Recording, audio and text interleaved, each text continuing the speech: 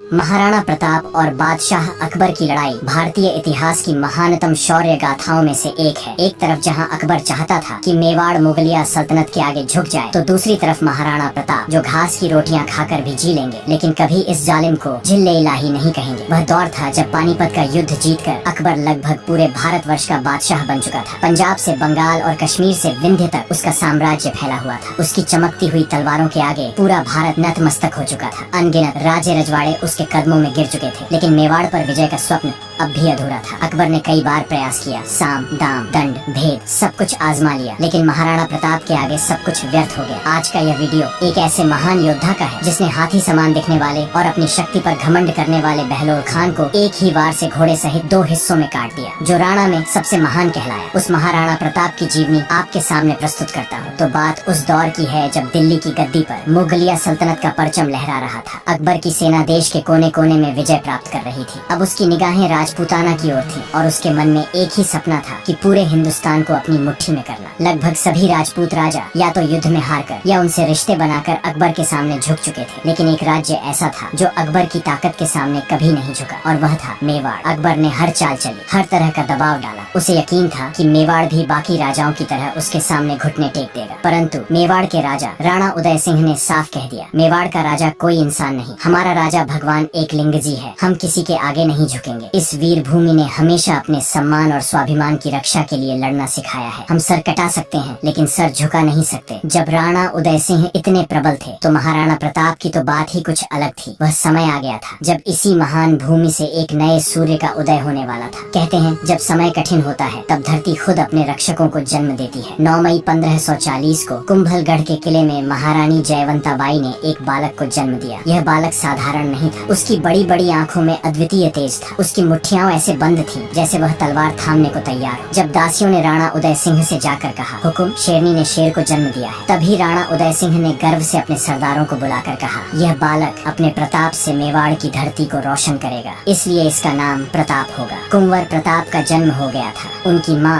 रानी जयवंताबाई ने उन्हें बचपन से ही एक योद्धा बनने की शिक्षा देना शुरू कर दिया। वह केवल एक माँ नहीं थी, बल्कि भगवान श्री कृष्ण की अनन्य भक्त भी थी। वह महाभारत के युद्ध कौशल और भगवान कृष्ण की कहानियां प्रताप को सुनाया करती। उन्होंने बचपन से ही प्रताप के खून में धर्म, शौर्य और स्वाभिमान का पाठ भर दिया। रानी जयवंताबाई गर्व से कहती, एक सच्चा योद्धा सिर्फ तलवार की धार से नहीं पहचाना जाता, बल्कि अपने धर्म, अपने वतन और अपने लोगों के प्रति अडिग निष्ठा से पहचाना जाता है। उनके ये शब्द कुंवर प्रताप के मन में उतर गए। वह कहती, तुम्हारे दादा राणा सांगा का खून इस धरती में बसा हुआ है। उनके शौर्य की कहानियाँ आज भी दुश्मनों के दिलों में खौफ पैदा करती हैं, और तुम्हारे परदादा बप्पा रावल, जिन्होंने विदेशी आक्रांताओं को इस भूमि से खदेड़ा, उनकी वीरता इस धरती की रग रग में बसी हुई है। यही खून तुम्हारी रगों में दौड़ रहा है प्रताप। तुम केवल एक योद्धा नहीं हो, बल्कि मेवाड़ के स्वाभिमान की जलती मशाल हो, जिसे कोई आंधी बुझा नहीं सकती। कुंवर प्रताप ने अपनी माँ के इन वचनों को आत्मसात कर लिया। उनका हर कदम अब मेवाड़ की रक्षा और स्वाभिमान के लिए समर्पित था। जैसे जैसे वह बड़े होते गए, उन्होंने इन कहानियों और शिक्षा से प्रेरणा लेते गए। जब कुंवर प्रताप बड़े हुए, तो उन्हें गुरुकुल भेजा गया, जहाँ उन्होंने शास्त्रों का अध्ययन किया। लेकिन प्रताप का मन केवल शास्त्रों तक सीमित नहीं था। वे दोपहर होते ही जंगलों की ओर निकल जाते, जहाँ भील समुदाय के साथ रहते और उनसे गुरिल्ला युद्ध की बारीकियां सीखते। भीड़ों से उनका रिश्ता इतना गहरा हो गया कि भील समुदाय के लोग उन्हें प्यार से कीका कहने लगे। भीड़ योद्धाओं से सीखी गई यह युद्ध कला प्रताप के भविष्य के संघर्षों में उनका सबसे बड़ा हथियार बनने वाली थी। अब कुंवर प्रताप की रुचि सिर्फ युद्ध कौशल तक सीमित नहीं थी। उनका दिल लोहारों की बस्तियों की ओर खींचा चला जाता था, जहाँ वह हथियार बनाने की कला में भी माहिर हो गए थे। लोहारों ने उनकी प्रतिभा और जिज्ञासा को देखकर उन्हें राजा मार कहना शुरू कर दिया था। वे जानते थे कि यह बालक सिर्फ एक राजा नहीं, बल्कि भविष्य का वह शेर है जो दुश्मनों के दिलों में खौफ बनकर जिंदा रहेगा। प्रताप ने छोटी उम्र में ही अपने साहस और वीरता की ऐसी मिसाल पेश की थी जो किसी के लिए भी चौंकाने वाली थी। उन्होंने अफगानों की बस्तियों पर अपने पहले हमले करके यह साबित कर दिया कि उनका जन्म महलों में आरामदायक जीवन जीने के लिए नहीं, बल्कि तलवार उठाने और रणभूमि में आग लगाने के लिए हुआ है। जब भी मुगलों की सेनाएं मेवाड़ की सरहद से गुजरती तो उनके दिलों में अजीब सा खौफ पैदा हो जाता था। अचानक कहीं से एक पत्थर या गुलेल का वार उन पर आ गिरता। यह प्रताप का संदेश था कि यह मेवाड़ की भूमि है, यहाँ केवल स्वाभिमान राज करता है। मुगलों के घुड़सवार सैनिकों के लिए यह संकेत होता था कि प्रताप कहीं न कहीं अपनी निगरानी रख रहे हैं। लोगों के बीच प्रताप अब केवल एक कुंवर नहीं थे, वह एक चलती फिरती वीर गाथा बन चुके थे। हर तरफ उनकी वीरता और साहस के किस्से गूंजते थे। लोग कहते यह प्रताप न केवल मेवाड़ बल्कि पूरे भारत के अभिमान का ध्वज लेकर उठेगा। लेकिन जैसा कि इतिहास में होता आया है, समय ने एक और करवट ली। राणा उदय सिंह का स्वास्थ्य धीरे धीरे कमजोर होने लगा। उनके कई पुत्र और रानियां थीं, लेकिन उनमें से धीरबाई सा उनकी सबसे प्रिय थी। धीरबाई सा ने राणा उदय सिंह को यह विश्वास दिला दिया कि उनका छोटा पुत्र जगमाल ही मेवाड़ का भविष्य होना चाहिए। ये निर्णय किसी आग से कम नहीं था। राणा उदय सिंह ने कुंवर प्रताप की वीरता, त्याग और मेवाड़ के प्रति उनके समर्पण को जानते हुए भी जगमाल को अगला राणा घोषित कर दिया। यह फैसला मेवाड़ के सामंतों और जनता के दिलों में एक धधकती चिंगारी बन गया। मेवाड़ की परंपरा थी कि सबसे बड़ा पुत्र ही सिंहासन पर बैठता है और कुंवर प्रताप ही वह पुत्र थे। लेकिन कुंवर प्रताप ने अपने पिता का मान रखते हुए इस फैसले को बिना विद्रोह किए शांति से स्वीकार कर लिया। यह उनकी विशाल हृदयता और विनम्रता का प्रतीक था। लेकिन यह फैसला मेवाड़ के सामंतों और जनता को स्वीकार्य नहीं था। वे जानते थे कि सच्चा राणा केवल कुंवर प्रताप ही हो सकते हैं और वही मेवाड़ का नेतृत्व करने के योग्य है। समय तेजी से बीतने लगा और फरवरी 1572 में जब राणा उदय सिंह का निधन हुआ, तब मेवाड़ शोक के अंधकार में डूबा हुआ था। मेवाड़ के भविष्य को लेकर जो अनिश्चितता की भावना थी, वह अब पूरी तरह से स्पष्ट होने वाली थी। इस अराजक स्थिति का फायदा उठाते हुए जगमाल, जिसे राणा उदय सिंह ने अपना उत्तराधिकारी घोषित किया था, राज्याभिषेक के लिए तैयारियों में जुट गया। महल के भीतर अपने सत्ता के स्वप्न को साकार करने के लोभ से अंधा होकर उसने बिना किसी संकोच के राज्याभिषेक का नाटक रचाया, जैसे कि मेवाड़ की जनता और सामंतों की इच्छाओं का कोई महत्व ही न हो। लेकिन जगमाल की यह चाल सिर्फ एक क्षणभंगुर सपना साबित हुई। मेवाड़ की मिट्टी के असली रक्षक और वीर सामंत, जो हमेशा से प्रताप को सच्चा राजा मानते थे, इस अपमान को बर्दाश्त करने वाले नहीं थे। और इसी क्षण रावत कृष्णदास चुंडावत, जो प्रताप के सबसे विश्वास पात्र सरदारों में से एक थे, वो गुप्ता की पहाड़ियों पर एक गर्जना के साथ खड़े हुए। और फिर रावत कृष्णदास ने प्रताप की कमर में तलवार बांधते हुए कहा, यह तलवार सिर्फ एक हथियार नहीं है राणा प्रताप, ये मेवाड़ के स्वाभिमान का प्रतीक है, उसकी स्वतंत्रता और हर उस वीर की ललकार है जिसने कभी पराधीनता को स्वीकार नहीं किया। आज से तुम वह जलती मशाल हो जो इस धरती के दुश्मनों को राख में बदल देगी। इस महान पल के साथ राणा प्रताप का राज्याभिषेक हुआ। यह एक ऐसा ऐतिहासिक क्षण था जब मेवाड़ के असली राजा का उदय हुआ। साल 1573 की शुरुआत में मेवाड़ की भूमि पर एक नई सुबह का आगाज हो रहा था। राणा प्रताप ने अपने वीर साथियों और सरदारों के साथ कुंभलगढ़ की ओर कूच किया। ये वह किला था जो अब मेवाड़ की स्वतंत्रता का प्रतीक बनने वाला था। जगमाल, जिसने महल में अपने राज्याभिषेक का स्वांग रचा था, वह महाराणा को आने की खबर सुनते ही अपनी असफलता को भांपते हुए बिना किसी संघर्ष के अकबर की शरण में जाने का निर्णय ले चुका था। लेकिन मेवाड़ की पवित्र भूमि पर कोई कायर नहीं टिक सकता था। इस भूमि को एक ऐसे योद्धा की आवश्यकता थी जो इसके स्वाभिमान की रक्षा कर सके, और वह योद्धा महाराणा प्रताप थे। इसके बाद कुंभलगढ़ में प्रताप का विधिवत राज तिलक हुआ। राणा प्रताप ने अपने सरदारों और मेवाड़ की जनता के सामने एक महान शपथ ली, जो आज भी भारत के हर वीर हृदय में गूंजती है। जब तक मेवाड़ की धरा पर केसरिया ध्वज नहीं लहराएगा, तब तक मैं महलों में नहीं रहूंगा, न आरामदायक बिस्तर पर सोऊंगा, न सोने चांदी के थालों में भोजन करूंगा। यह शपथ सिर्फ एक राजा की नहीं थी, यह मेवाड़ की स्वतंत्रता की कसम थी, जिसे हर सैनिक और हर नागरिक ने अपनी आत्मा में गहरे बसा लिया। यह संकल्प न केवल प्रताप के सरदारों को प्रेरित करने वाला था, बल्कि पूरे मेवाड़ में एक नई ऊर्जा का संचार कर रहा था। हर गांव, हर कबीले में स्वतंत्रता के लिए लड़ने का संकल्प जाग उठा था। इस महान शपथ के बाद राणा प्रताप ने अपनी सेना को संगठित करना शुरू किया। उन्होंने मेवाड़ के भीलों को अपनी सेना में शामिल किया, जो गुरिल्ला युद्ध में निपुण थे। ये भीड़ जंगलों के असली रक्षक थे। उनकी लड़ाई की शैली इतनी कुशल थी कि दुश्मन को भारी हानि पहुंचाकर वे तुरंत जंगल में गायब हो जाते थे। राणा प्रताप ने भीलों के साथ गुरिल्ला युद्ध की रणनीति को अपनाया, क्योंकि वह जानते थे कि मुगल सेना बड़ी और संगठित होने के बावजूद इन पहाड़ी इलाकों और जंगलों में भीलों की युद्ध कला का कोई मुकाबला नहीं कर सकता। भील तेज चाल, छिपकर हमला करने की कला और जंगल की भौगोलिक जानकारी में निपुण थे। उन्होंने मुगलों की बड़ी बड़ी सेनाओं को भारी नुकसान पहुंचाया था। महाराणा प्रताप ने अपने इन भील योद्धाओं को मेवाड़ की स्वतंत्रता की लड़ाई का अभिन्न हिस्सा बनाया। भीलों ने भी अपने राजा के आह्वान पर पूरी निष्ठा से साथ दिया और महाराणा की सेना को एक नई ताकत दी। लेकिन महाराणा प्रताप जानते थे कि मुगलों के मुकाबले केवल गुरिल्ला युद्ध ही पर्याप्त नहीं होगा। उन्होंने अपने राजपूत सरदारों को भी फिर से संगठित किया और युद्ध की प्राचीन कलाओं का अभ्यास शुरू करवाया। मेवाड़ के हर योद्धा ने अपनी तलवार, भाले और धनुष को और भी धारदार बनाने में जुट गया। राणा प्रताप ने पूरे राज्य में हथियार निर्माण का काम शुरू करवा दिया। उन्होंने लोहारों को दिन रात काम पर लगा दिया ताकि उनकी सेना के लिए पर्याप्त मात्रा में तलवारें, भाले और ढालें तैयार की जा सकें। मेवाड़ के हर गांव में हथियार बनाने का कार्य चलने लगा। महाराणा प्रताप की सेना अब एक नई शक्ति के साथ तैयार हो रही थी, क्योंकि महाराणा कहीं न कहीं जानते थे कि भविष्य में उन्हें मुगलों से सामना होगा ही। ये मैं क्यों कह रहा हूँ, इसका कारण था साल 1572, जब अकबर लगभग पूरा हिंदुस्तान अपने कदमों में झुका लिया था। लेकिन एक जगह थी जिसे जीतना उसके लिए अभी भी बाकी था, और वह था मेवाड़। और मेवाड़ की असली ताकत थे महाराणा प्रताप। अकबर जानता था कि अगर महाराणा प्रताप उसके सामने झुक गए तो फिर हिंदुस्तान में कोई उसे चुनौती नहीं देगा। इसलिए अकबर ने सबसे पहले सितंबर 1572 में अपने सेनापति जलाल खां को महाराणा प्रताप के पास भेजा। जलाल खां ने अकबर का संदेश देते हुए कहा, महाराणा, अगर आप सम्राट अकबर की अधीनता स्वीकार कर लेंगे तो आपको धन, वैभव, शक्ति और मुगल साम्राज्य में ऊंचा स्थान मिलेगा। आप अकबर के मित्र और सहयोगी कहलाएंगे। उस पर प्रताप ने गर्जना करते हुए बोले कि मेवाड़ की मिट्टी कभी किसी की गुलामी स्वीकार नहीं करेगी। मैं इस धरती को पराधीन होते नहीं देख सकता। जलाल खान निराश होकर लौट गया, लेकिन अकबर हार मानने वालों में से नहीं था। अगले ही साल 1573 में अकबर ने अपने सबसे प्रिय और भरोसेमंद सेनापति आमेर के राजा मानसिंह को भेजा। मानसिंह, जिनकी बुआ हरका बाई अकबर की पत्नी थी, और मानसिंह खुद राजपूत थे। जब मानसिंह महाराणा से मिलने आए तो उदयपुर में महाराणा प्रताप ने राजपूत परंपरा के अनुसार उनका आदर पूर्वक स्वागत किया और उदय सागर झील के किनारे एक भव्य दावत का आयोजन किया गया। लेकिन प्रताप ने खुद दावत में हिस्सा नहीं लिया और अपने बेटे अमर सिंह को मानसिंह की सेवा में भेजा। मानसिंह को यह देखकर बहुत धक्का लगा। मानसिंह ने अमर सिंह से नाराज होकर पूछा, राणा प्रताप खुद क्यों नहीं आए? अमर सिंह ने जवाब दिया, पिताजी को सिर दर्द है, इसलिए वह नहीं आ सके। इस पर क्रोधित होकर मानसिंह बोले, जाकर राणा जी से कहो, मैं उनके सिर दर्द का असली कारण जानना चाहता हूँ। जब महाराणा प्रताप को यह बात पहुँची तो उन्होंने तीखा संदेश भेजा, जिस राजपूत के संबंध मुगलों से हों उसके साथ सच्चे राजपूत भोजन नहीं कर सकते। यह जवाब मानसिंह के गर्व को गहरे तक चीर गया। अपमानित मानसिंह बिना भोजन किए क्रोध में वहाँ से निकल गए। रवाना होते समय घोड़े पर सवार होकर मानसिंह ने महाराणा प्रताप को चुनौती दी, दिल्ली के सिंहासन को ठुकराना, सीधे अकबर को युद्ध के लिए बुलावा देना है। चाहे तुम पहाड़ों में छिपे रहो, लेकिन वह दिन दूर नहीं जब हम आमने सामने होंगे। यह खबर जब अकबर तक पहुंची और जब उसने सुना कि महाराणा प्रताप ने उसके सबसे भरोसेमंद सेनापति का अपमान किया है तो वह आग बबूला हो उठा। लेकिन वह महाराणा को एक और मौका दिया। वह अपने क्रोध को रोकते हुए भगवान दास को भेजा, जो उसके दरबार के सबसे वरिष्ठ और समझदार राजाओं में से एक थे। भगवान दास ने शांति और सहयोग का संदेश लेकर महाराणा के पास पहुँचे, लेकिन महाराणा प्रताप के लिए शांति का कोई मतलब नहीं था अगर वो उनकी स्वतंत्रता को छीन ले। भगवान दास भी वही जवाब लेकर लौटे, स्वतंत्रता से बढ़कर मेरे लिए कुछ नहीं है।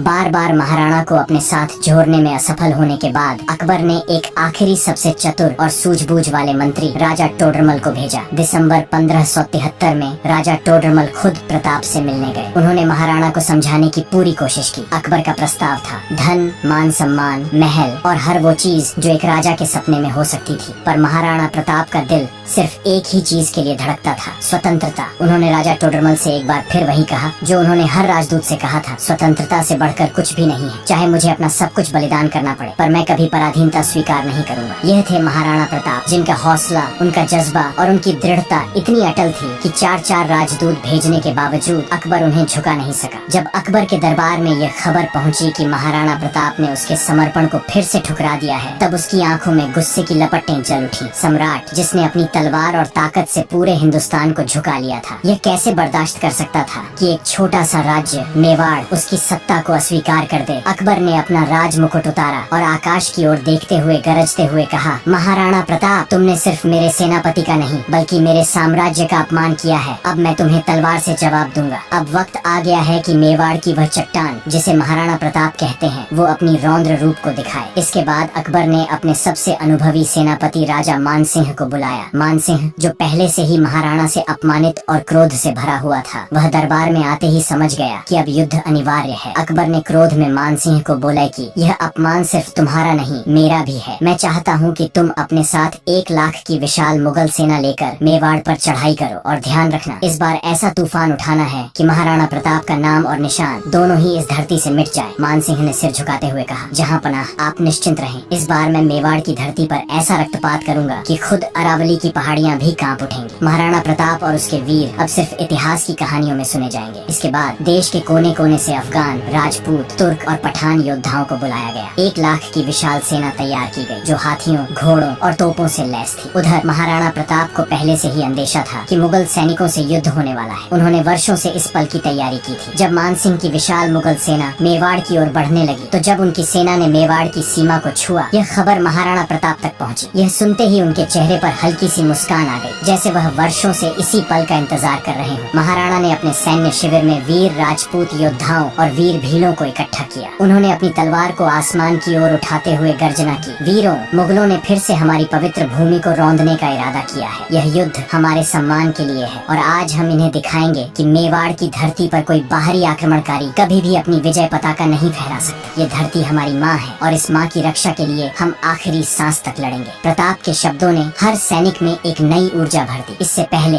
एक दिन जब राजा मान सिंह अपनी 1 लाख मुगल सेना के साथ मांडलगढ़ के पास डेरा जमाए बैठा था, वह सोच रहा था कि महाराणा प्रताप इतनी बड़ी सेना देखकर जल्द ही घुटने टेक देंगे। मान सिंह ने इसके लिए 2 महीने का लंबा इंतजार किया, लेकिन महाराणा ने उसकी उम्मीदों पर पानी फेर दिया। जब मान सिंह को एहसास हुआ कि प्रताप इतने आसानी से नहीं झुकेंगे, तो उसने गोगुंदा की ओर कूच करने का फैसला किया। इसी बीच महाराणा प्रताप को खबर मिली कि मान सिंह खमनौर गांव के पास के जंगल में शिकार करने आया है, जबकि उसकी सेना गोगुंदा के पास है। प्रताप के सेनापतियों ने तत्काल सुझाव दिया, महाराज, अगर हम जंगल में ही मान सिंह को घेर कर मार गिराएं, तो मुगलों की रीढ़ टूट जाएगी। लेकिन महाराणा ने गरजते हुए कहा, धोखे से शत्रु पर वार करना मेवाड़ की परंपरा नहीं है। हम मुगलों का सामना मैदान में करेंगे। प्रताप के इस साहसी फैसले ने उनकी सेना के हर योद्धा में जोश भर दिया। आखिर वो दिन आ गया जिसका इंतजार मेवाड़ के हर वीर ने वर्षों से किया था। 18 जून 1576 की सुबह अरावली की पहाड़ियों के बीच उगते सूरज की लालिमा के साथ हल्दी घाटी रणभूमि में एक ऐसा दृश्य उभर रहा था जो इतिहास को हमेशा के लिए अमर कर देगा। महाराणा प्रताप ने युद्ध के लिए हल्दी घाटी का चयन क्यों किया, यह जानना जरूरी था। कैसे उन्होंने मान सिंह के 1 लाख सैनिकों को दम तोड़कर रख दिया। इस युद्ध में कैसे महाराणा ने अपने वर्षों से बिछड़े सौतेले भाई शक्ति सिंह को माफ किया, और कैसे उनके अद्भुत घोड़े चेतक ने अपनी जान महाराणा के लिए न्यौछावर कर दी, हम अगले पार्ट में जानेंगे। तब तक आप अपना ख्याल रखें।